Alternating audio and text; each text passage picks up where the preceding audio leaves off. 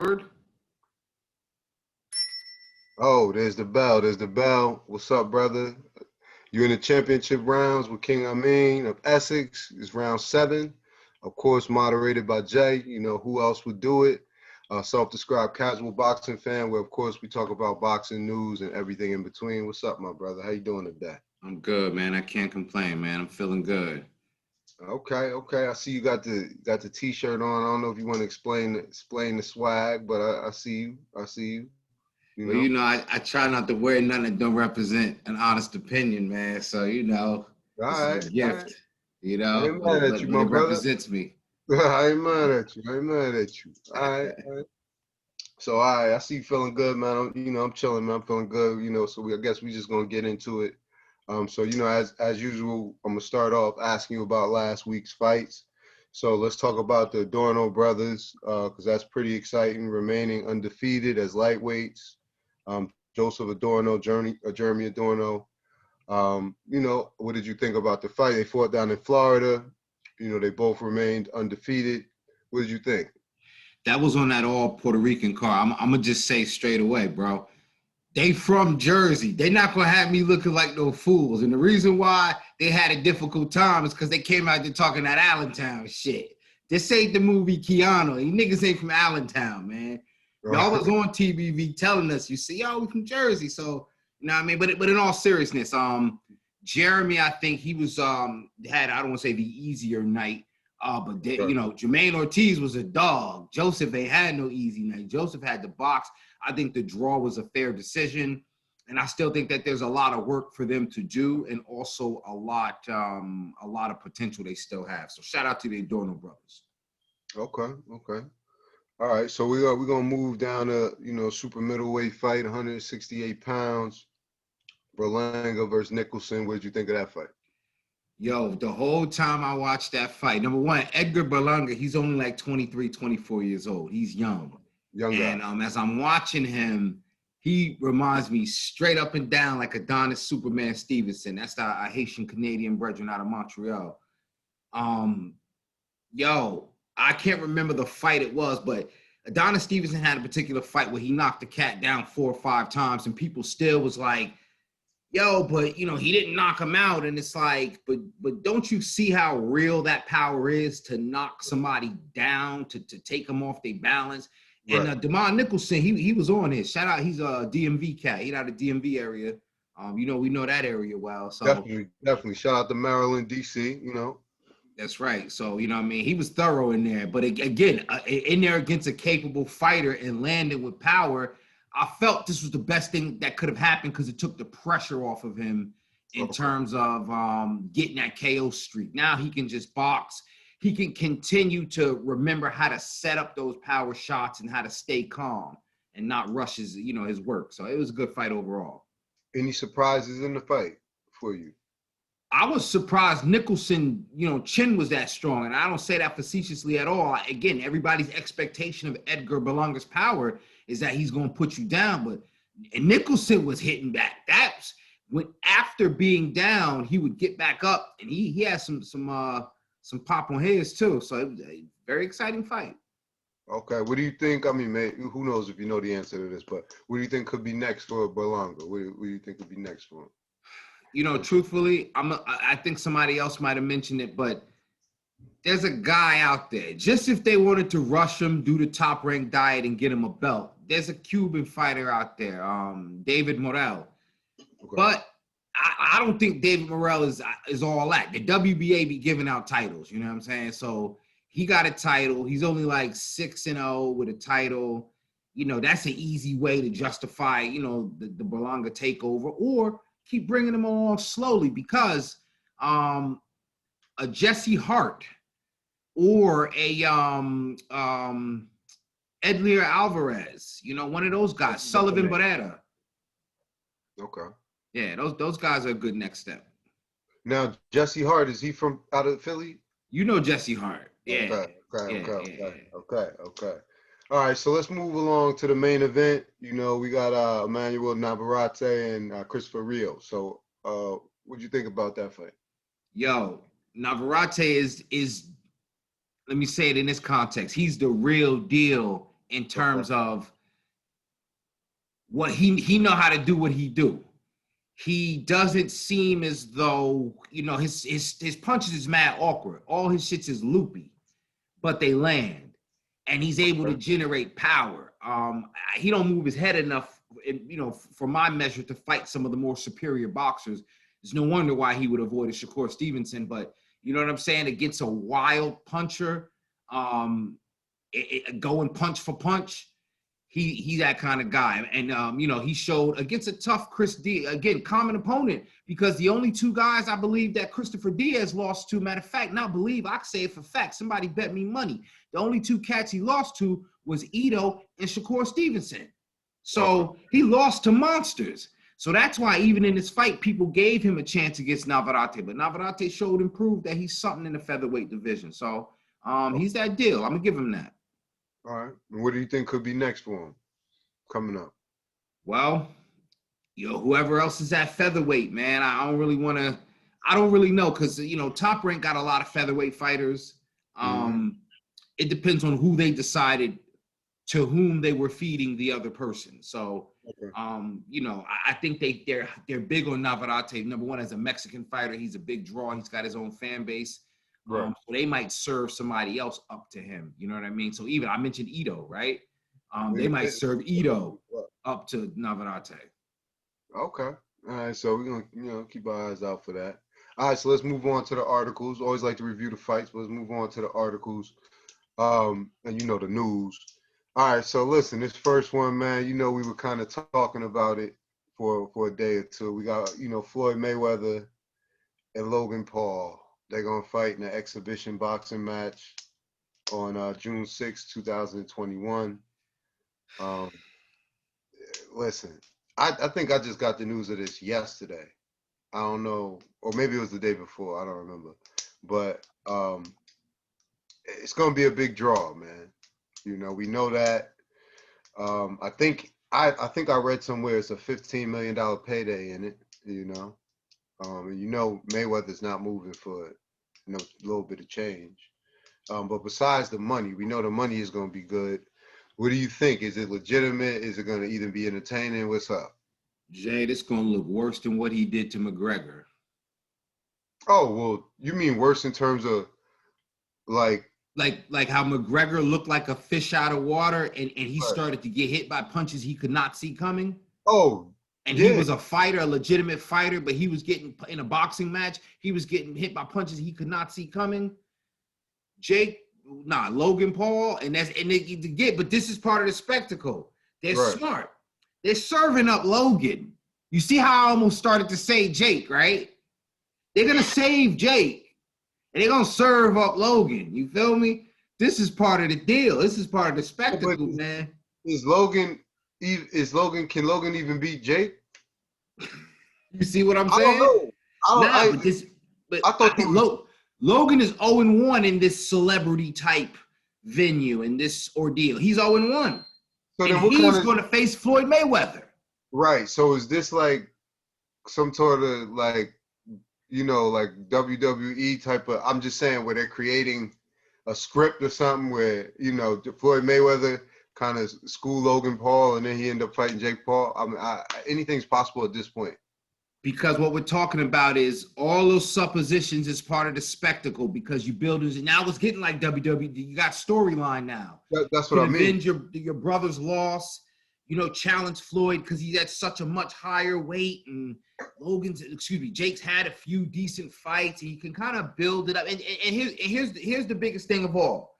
Culturally, Jay ain't always looking for the great white hype. I mean, and that's in this sport is history. So, you know, it could go, you know, that's not something that most people argue. So, you know, I get it. But it's just, I mean, my thing is, like in terms of reading the article and looking online, like I wanted your opinion on whether you thought some people were overreacting, because, you know, people are going kind of all the way saying like it's going to be an embarrassment and this and that. So I do like this, not even with it cutting you off. I say this very simply. Shout out to the Pope of Pugilism, my man, George Hansen. Listen, why not allow one of these younger guys to, you know, prove themselves to that level? Why not fight Earl Spence? Why not fight Bud Crawford? You mean like even if it's exhibition or for real? Either way, those fights stand to make more money because they mean a lot more. Okay. Just for example, let's take Earl Spence. It was speculation back in after the Olympics or around Olympics time, Earl Spence allegedly had dropped Mayweather in sparring. Right. Okay. Can you imagine you build up the spectacle behind that? Right. And actually a skilled, unified welterweight titleist, a professional that's fighting in your division with belts. He's part of the next generation, and you face him, even if it's in an exhibition. Right, but that would be the only way it would make sense for somebody like Floyd Mayweather. Because now let me go down a little rabbit hole. Yo, he made it bad for boxing with this A-side slut talk. He got guys afraid to lose their O. So now what you do is you say, well, I'm the A-side. I can't fight you if I look. It's like wrestling. I can't look weak. Even though we know it's fake, I can't look weak. Right. That's wrestling. But what I'm saying is boxing, yeah. If you're Floyd Mayweather, you can only look as bad as you are. And if you can beat everybody, then just do it. Or I get it. It's your marketability. But at this point, you're going to use that. I'm not even going to say you could make a payday. You could make a payday for a minority even. There's so many ways I could go with it. But you're going to make the payday for Logan Paul? Listen, man. It's surprising in a lot of different ways. You know what I mean? I don't know if people is overreacting. I let people judge it for themselves, but a lot of people got some strong opinions on this one. I'll tell you that. Like, people got some strong opinions. And I mean, this is the thing. Like, exhibition, I'm with you on that in terms of, as long as you say exhibition, it doesn't count against the official records, right? That's the definition. Yeah. So my thing is, as long as it's an exhibition, why not do the exhibition almost like an open sparring kind of? Fight a legend in the dream match. What if Roy Jones versus Floyd Mayweather in a dream match? I mean, yo, those type of things make sense. They make way more sense than something like this. But I mean, I think they're kind of. I think he's kind of going for. I don't know. I don't know. I think he's going analytics. He's going for analytics because I'm sure the people around him ran the numbers and they said, "You're Floyd Mayweather. These are your analytics. This is his analytics from YouTube." Even his fans that don't know you, or if they know who you are, it's merging. The curiosity, the spectacle. I keep using that word, the spectacle. Like we drive by down that turnpike. If you see an accident, you ain't rubbernecking, but you're gonna take a peek. All right. Yo. You know, even to see how bad it is, man. Yeah, it's just, I don't know. It's crazy, man. But I think I'd have been more comfortable if they called it a celebrity boxing match. It would have probably been a little bit more appropriate. But if he would have fought 50, this is the thing. Fight 50. Fight 50 in the celebrity charity, whatever you're gonna do that. Fight 50. At least you got a story behind that. Come on, man. Like, don't even get me started, man. All right. Well, you know, a lot of people gonna have a lot of stuff to say about that. So anybody who does, you know, I'm sure everybody got opinions all over the map. So leave it in the comments, you know. All right. So we're gonna move on to this TMZ kind of story, this crazy story. You know, when you sent me this, man, I was looking at it crazy. Canelo Alvarez, you know, he was talking about how his brother was kidnapped in 2008, you know, in Mexico. And he was really saying that it was actually like days before he was getting ready to fight Rocky Fielding in New York, right? Yeah. He was just talking about how he had to negotiate the return of his brother. So, I mean, this was crazy, man, when I read that. What'd you think about it? You know? Yo, first thing I said to myself, boxing saves lives. Canelo from the hood. He from Guadalajara. You know what I'm saying? He's the runt of the litter. He's the little redhead. That's Cinnamon. You feel me? Right. So he's got older brothers. He's got, you know, sisters, whatever. Single mother household. You feel me? Canelo, like a lot of people we know, right?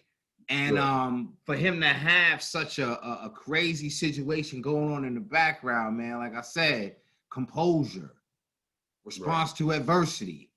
You know what I'm saying? And they probably knew. They probably threw him a softball. They said, man, we're gonna shake Canelito down for a couple, you know. We don't want to hurt him.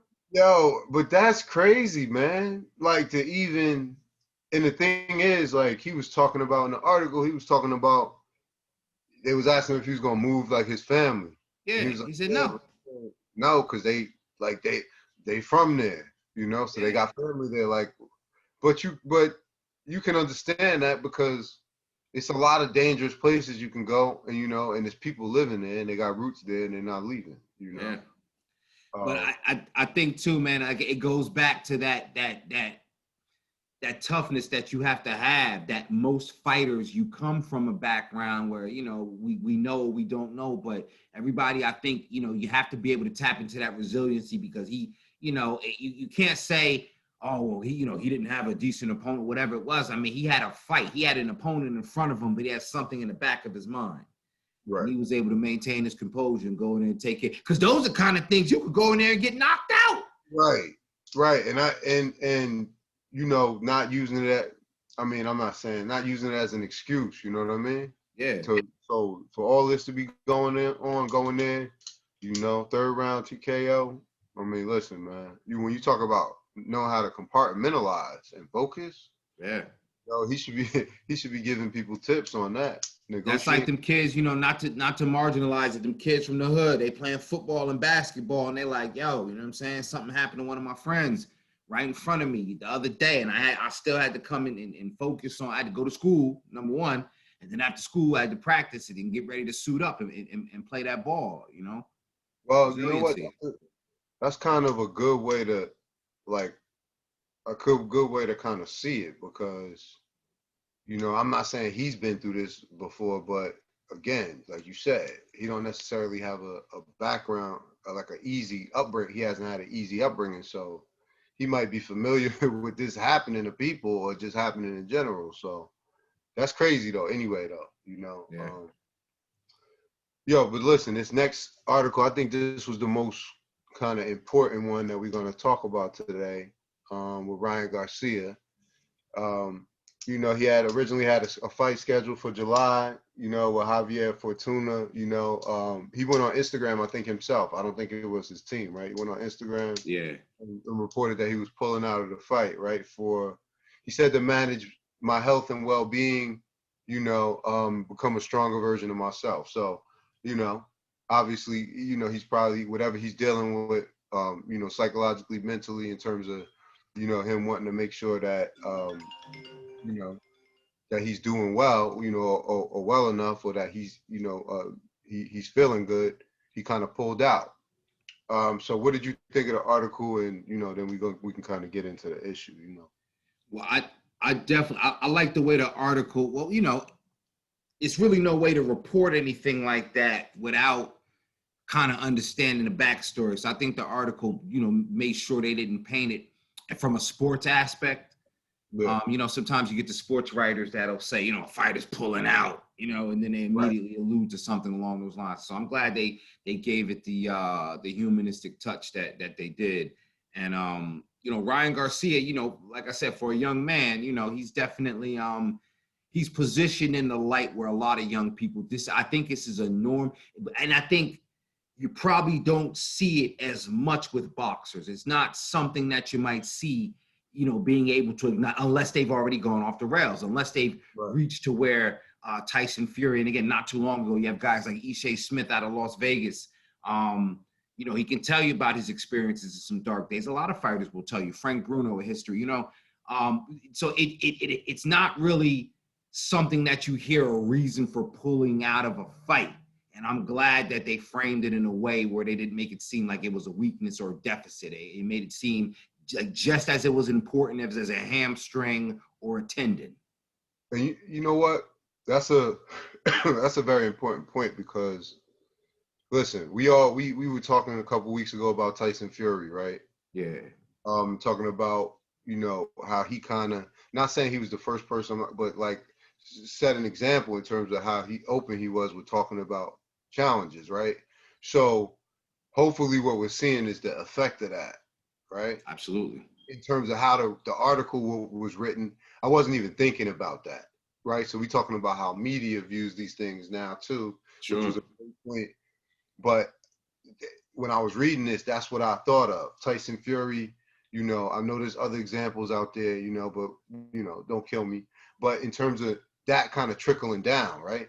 Because, listen, this isn't a guy that, is pulling out of a fight because, he's lost his I'm not saying I know what's in his head, but he's lost his confidence because he's getting knocked out or he lost, right? Yeah. He just won a fight, Yeah.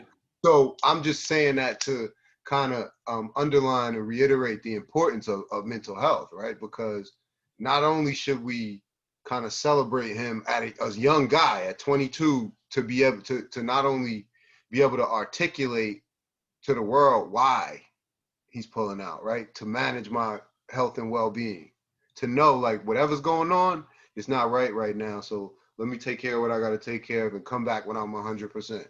Rather than going to the point where you was talking about, right, off the rails. Mm-hmm.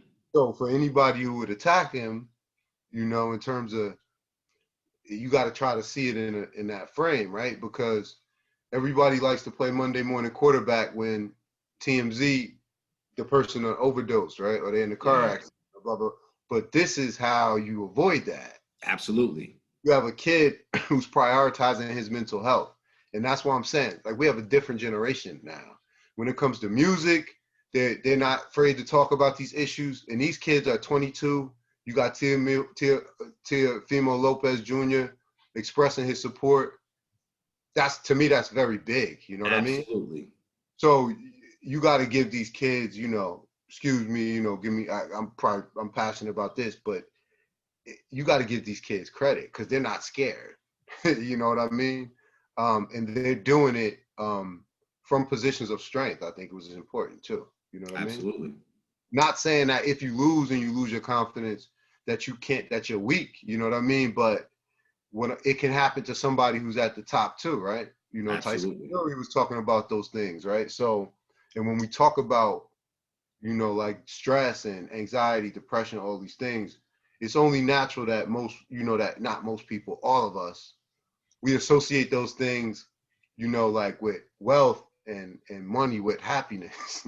And it's just not that way all the time. Big knew it best though, right? Yeah, yo, man, more money, more problems, you know what I mean? More stress, more things you got to take care of, not saying it's so, in a lot of ways, most of those people will tell you it's a blessing, but the stress is still there too, So, I don't know. What did you think of, them kind of talking about how, Teofimo Lopez Jr. was, expressing his support and all of that? What'd you think about it? I mean, I think that was great, man. Like you said, I think it's important to know where your support lies, especially when you're going through that moment. And, he's got a big, not to go down that rabbit hole, but young people in social media, we all can be, but they may be more emotionally in tune with what goes on and more connected to it. So sometimes when you've built up a following on social media, sometimes you might have a concern on how they, that same audience might respond. And I think when you have classy professionals and just good people like Teofimo, to come out, your peers, those are your peers, because sometimes, you could be in that same group, generational wise. We're not talking about weight class. We're talking about who want the name, who's the biggest fight. King Rye, he want to be King Rye, and Teofimo want to be El Brooklyn. So, these guys are competing in that, for notoriety, but at the same time, they're decent enough to take a step back and say, yo, you good, And, it's funny because in my mind, all I could think about was Adrian Broner, right. And not that is to say that it's his fault, but look at the situation. By the time you might think to look up and say, hey, guys, I had a little bit of a challenge. I had some issues, man. People not going to believe you. They're going to be like, yo, man, now you're just trying to cop out. Right. I mean, again, that's another example of a person that's struggling right now, especially, or it's out there. I don't know. honestly, I didn't really read a lot about that. I saw the video. Yeah. I don't really know much about it. What you know about that? Nah, I didn't see any video footage or anything. Oh Oh, you I think it was a video of him on the beach with his girl or something like that. oh, It no, was something, you know. I saw something else. I'll talk to you about it later because Okay. I don't even know if it's real. You know how it goes nowadays. But anyway, back to Ryan Garcia. Listen, man, I just think this is a good thing. And hopefully, we see him back sooner than later. Healthy in the ring. Ready to kind of put on a good show, and 100%. You know. All right, so listen, man. This last one, we're gonna kind of circle back around to something we was talking about before. You know what I mean, in terms of De La, Oscar De La Hoya. So, listen, this article came from Boxing Scene. Canelo takes aim at Golden Boy. It should have. This is the wrong title, man. It should have been Canelo throws bombs at Golden Boy, or he obliterates Golden Boy, because this was crazy. He was just talking about the breakup. Um, you know, Talking about how Golden Boy made promises, that conflicted with his contract. They were basically playing with his money. He ended up suing them, and he became a free agent. So to me, that's a win. What do you think? He unloaded a lot of bombs in this article, man. Yo, I think it was as real as any artist, any talent, any football player. They'll tell you like, yo, when I left so-and-so, it wasn't that sweet. When I was signed to so-and-so, it wasn't that sweet. But again, it shows the composure because he had to pay his dues. Right. And to go back, but to bring it forward, can you imagine what poor Ryan Garcia is going through? You worried about homie running off with the church's money.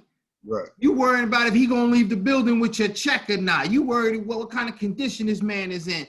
And I was making light of it, but it was from a real place, because that kind of pressure, in addition to the opponent in front of you, you got to watch your back. He might as well been out in the streets if you deal in that cutthroat. So my point to say is Canelo's bringing that up. It's shocking to hear that he admitted it, because it confirms our worst ideas about what was happening. Right. Well, I don't think any of us are surprised. Yo, I mean, I wanted to ask you about some specific things, bro, because this article was crazy. You know what I mean? Yo, he specifically was saying, well, you've mentioned this to me before, but when he was kind of saying when Richard Schaefer left Golden Boy, he took all the fighters at PBC, right? Yeah. So, was he just talking about fighters in general, or was it like big name? Was it any big name? He took everybody. He took everybody, because literally what happened was Oscar De La Hoya wasn't even paying attention to the paperwork on how the fighters were signed. So Richard Schaefer had him in a position to where he said, well, all your contracts are going to expire over there, so just come with me. I'm not going to sign y'all to no promotional companies. I'm going to sign you to a management contract, and then you, if you have your own promotional, if you have your own promoter, y'all work that out. Right. Literally, it was this is how terrible it was. It was Bernard Hopkins and Canelo. Oh, okay. Damn. I think those were the only fighters, and a couple Mexicans. And I don't mean to say it like that, but you know what I'm saying? Like Diego De La Hoya, his cousin. Okay. We ain't seen or heard from him, and God knows when, because he probably stepped off on him. Right. Damn. Now, another thing that we touched on kind of before. He said De La Hoya is not interested in the day-to-day. He's off drinking and doing other things. So here we go again, circling back around to the addiction piece, right? Uh-huh. So, I mean, again, we don't got to spend all day on it, but it's just interesting that he made a point to say that. You understand what I'm saying? I didn't look at the specific date of this article, but obviously with all of the things going on recently, you know what I mean? He made a point to say that. So sometimes they write these articles obviously earlier, but it's something that he wanted to, he knew this was going to be out there. You know what I mean? Absolutely. So what do you think? Like maybe there's still a problem there, man. Like, you know?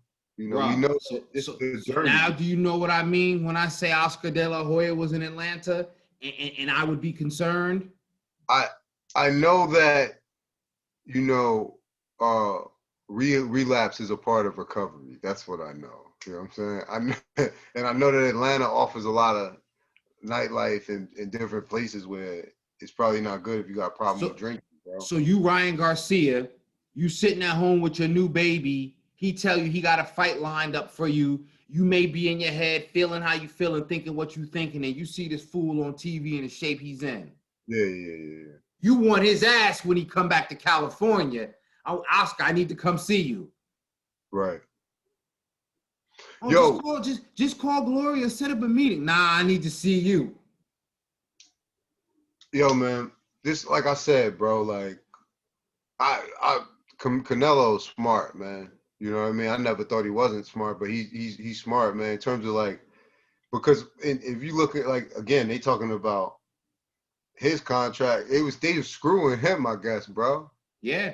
You talking about they was trying to pay him the same amount, I guess, for ordinary fights as they was for like if he was to fight a big name, you know what I mean? Because Oscar was taking the money and then busting it down to Oh, but Canelo. that's how you really rip somebody off. It's Yeah. like, yeah, your fee is $2 million. You know what I Yeah. mean? Yeah. It don't matter if you fighting Joe Schmo or if you fighting, you know, the biggest draw we've ever had. You know what I'm saying? It seemed like that's how he was explaining how they was trying to do him. That's exactly how it was. Not Right. that DAZN was saying we got 20 million for Canelo. Oscar said, cool. Canelo, they got about 5 for you. You know what I'm saying? Yeah, that's crazy. Listen, man, you gotta watch your money, man. Like people always say, you gotta read something before you sign it, and more importantly, you gotta understand it. You know what I mean? Absolutely. That's just, I don't know. That's crazy, but that's a good one. Good one. All right, so, you know, as we always do, we're gonna move on to the ABCs, you know, boxing. So, you know, today we were talking about, you know, obviously we've been talking about defense, so kind of carrying on in that theme. You know, just loosely, we're gonna kind of talk about defending boxing against certain characteristics, right? So against certain different type of opponents, you're gonna have to obviously have different strategies. So against a tall opponent, kind of what are some general strategies, and, you know, how would a fighter kind of approach that against a taller opponent? Movement, and especially lateral movement. Mm-hmm. You know, because a tall opponent is naturally usually going to have the longer reach. So they're going to be making sure that they can keep you at a distance, and try to control the distance between you. And you have to move and get away from that reach. Don't allow them to get comfortable and set up. Keep them at a shorter distance than they'd like to be comfortable. That's what you do against them. And you can always work the body, especially if you catch them in a high guard. You can always go to the body. So when you're working them, you can always jab to the body. You get them used to you going to the body, and then you come up top on them.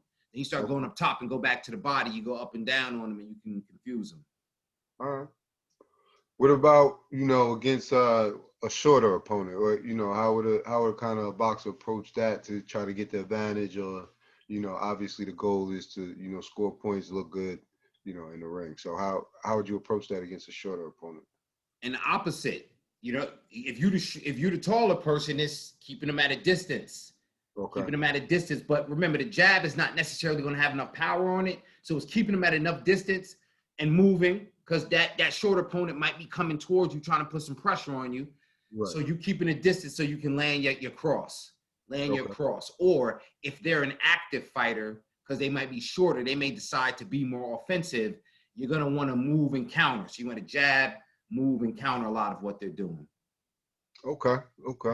And, you know, I'm gonna always, you know, I'm gonna always try to do my research. So they also added, you know, quick footwork, you know, using uppercuts and straight punches, you know, against short opponents. So at least that's, you know, that's what Google says, you know. Well, see, uppercuts, again, the trick is your fundamentals. Somebody, put it like this: if you're not accustomed to throwing uppercuts, you're going to throw it out the window when that opponent is coming forward and applying pressure. Okay. So one thing you know you're going to be comfortable with is keeping the distance and crossing them. Right. Once you get accustomed to being physical, you might want them to come inside so you can cut the distance and land those uppercuts out of a clinch and things. Right. But your mentality has to be set, that's the style you're going to fight. Because like I said, you could easily think you're going to throw an uppercut, and the vulnerability you create to throw that punch when you could have just kept them at a distance. You know what I'm saying? Oh, I understand completely, because what I'm reading is like the perfect strategy, right? Yeah, But you do it wrong, and that's what I kind of get from what you're saying. It's like you do that the wrong way, you kind of can create more vulnerability for yourself. You know what I'm saying? So what are some strategies against like a heavy puncher, somebody that's aggressive, coming, like you said, coming forward?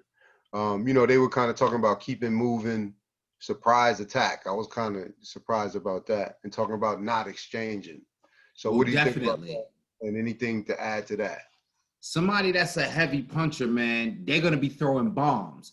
So taking them into deep waters, movement, footwork, letting them throw those punches. And you're going to have to take them too. Not take them flesh, but take them and roll them. Take them on the guard. You know what I'm saying? And, become a bit of a counter puncher in between some of those big punches. Because the more that big puncher come out, they're going to be slower throwing those big punches. So you might have some time if you can get their timing down to counter in between. All right, you on fire today, man. You going down the list of ESPN, man. I didn't even have to look it up. I should have just asked you, man. You on fire on that one. All right, so any strategies against a counter puncher? How would you approach that? You got to counter the counter puncher, man, and that's where the feints come in, because the counter puncher is waiting for you to do something first. So you make him think you're doing something, so he can react, and you react to his reaction. Right. That's chess. Okay, so any I mean, I know I'm putting you on the spot here. Any examples of like good examples of that in any fights or any? Spence. That's what Earl Spence did to Danny Garcia. Countered his counter punches. Okay. Danny Garcia is the timing puncher to counter punches, and Earl Spence just countered all of that. Okay. Disrupted his timing. Okay. So I know I'm throwing this one in there. So, but tactics on the ropes or in the corner, how would a fighter either approach that, defend himself, either offensively or defensively, Truthfully, there is no offensive benefits to being on the ropes. And the best thing you can do is stay off the ropes. That's the key, because you have to be too savvy, and you have to have experienced your opponent's, timing and certain things. Stay the fuck off the rope. That's the best thing. Ain't really no good offense. Because remember, Muhammad Ali is the only one that did it, and it never made sense, and it still didn't make sense when he did it. Right. So all of that bouncing off the ropes that's all a movie. Yeah, I've seen that. Man.